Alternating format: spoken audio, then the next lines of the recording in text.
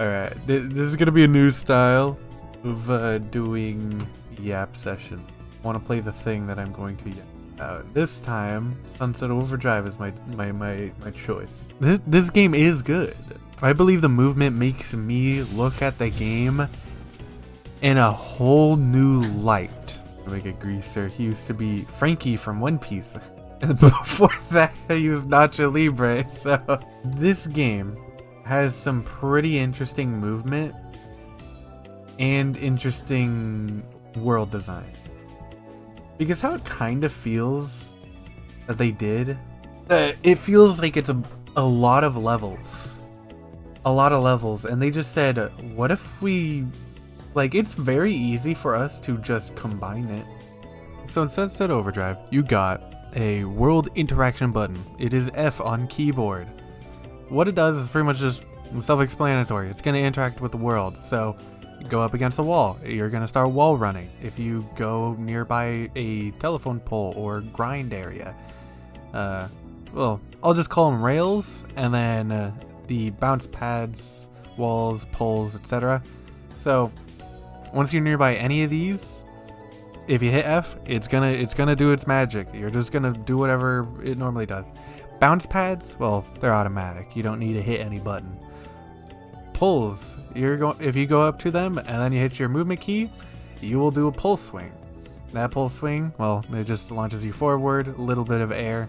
Normally it just combos into pull, into pull, into pull, into pull, etc.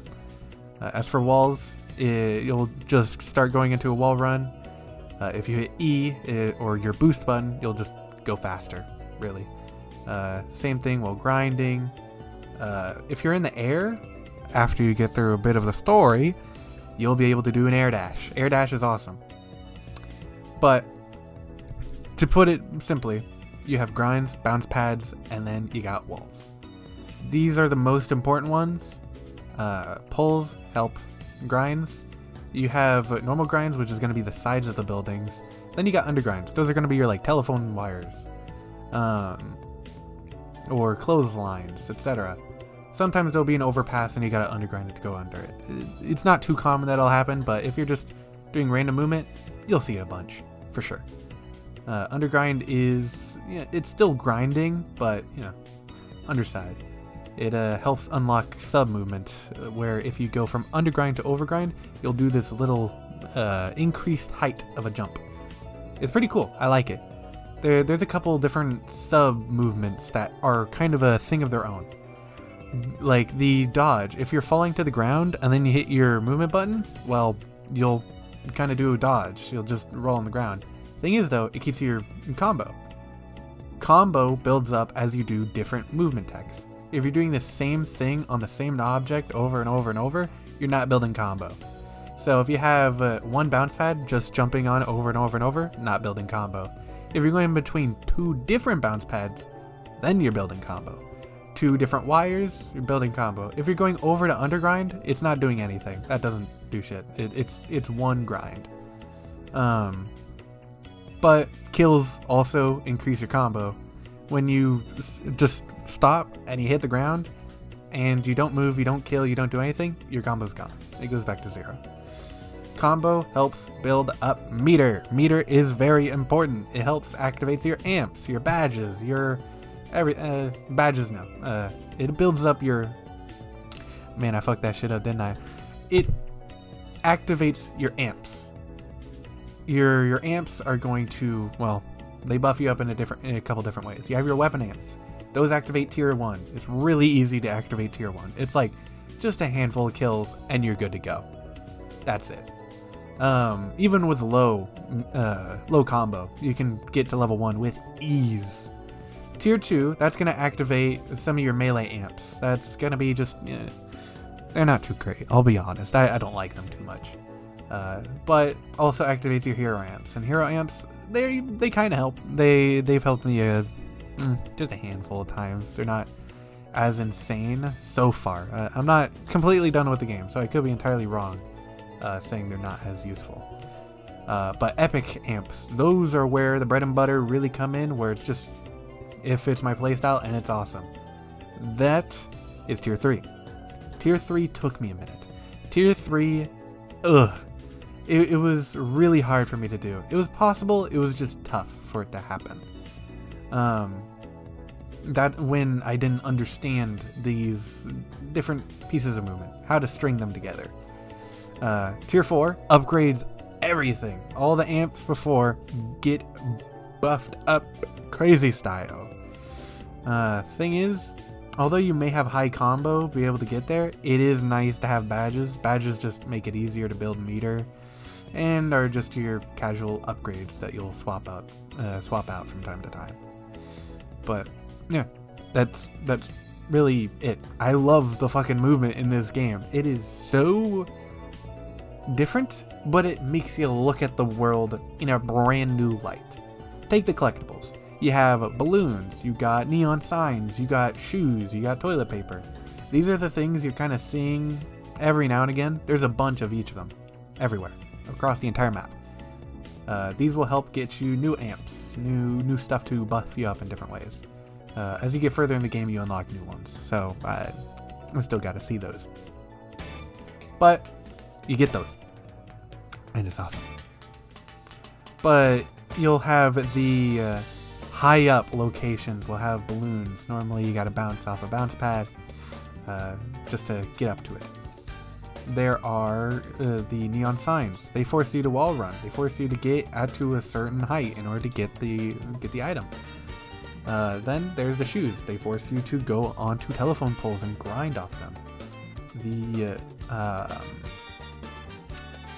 The toilet paper puts you on pole swings.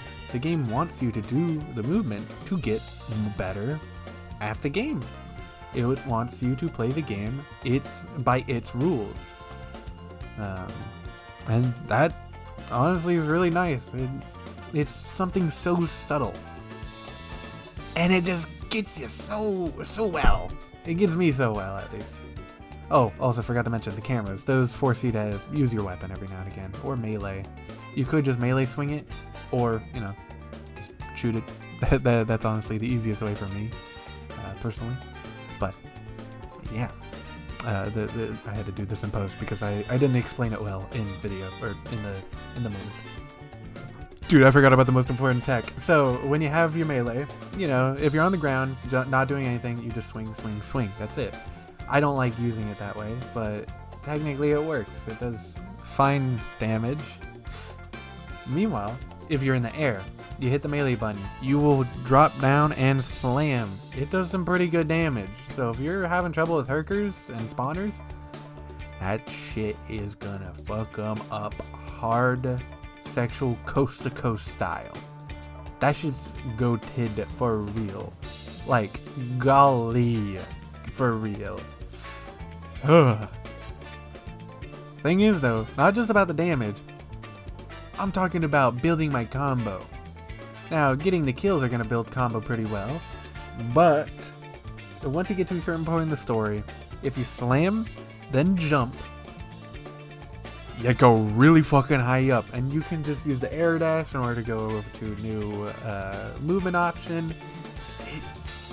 Dude, I spam that shit in combat all the goddamn time.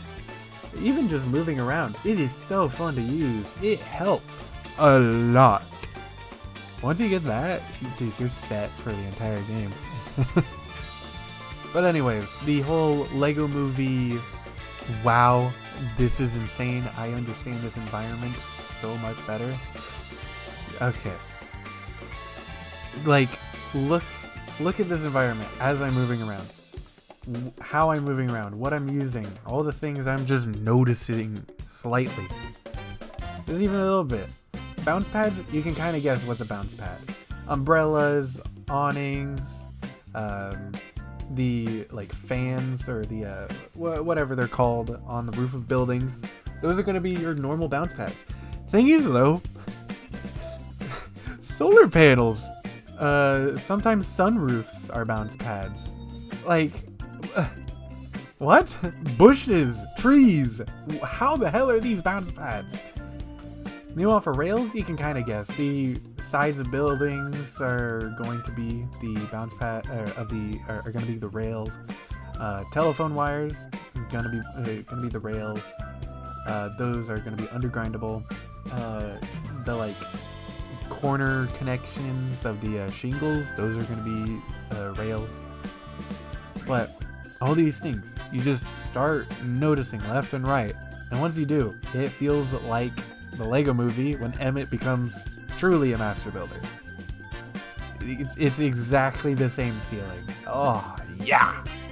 Like, this is all I had to say. Like, I just wanted to geek about this game. Like, I haven't played it, like, until just recently. So, I'll give it that. I haven't played it. Now I am, and like, I'm having a blast. Like, nowadays. It is really good. It's good looking. Opening up is a little aged, but for today's standards, it's pretty fucking fun. It fills a tiny void that Hi-Fi Rush has for me. Like, Hi-Fi Rush, like, there's hope that I forget what the news was besides, you know, the team getting taken down, but there was another team that got the IP so they can possibly expand it in the future. But for now, this fills the void of no more Hi-Fi Rush. It has very similar humor. It's a bit more smart ass to me, but it's good. It's enjoyable. It's a different experience, but it's practically the same humor, dude. It's so stupid. Going place to place has like no rhyme or reason. Like, the whole thing of the invisible wall is so fucking stupid. And an energy drink making people, you know, become monsters because of how big of a dick they are. Depending on how dickish they are, or how much of an asshole they are in life, once they become an OD, they are stronger. The asshole energy makes them stronger. Yeah, it's an interesting universe for sure.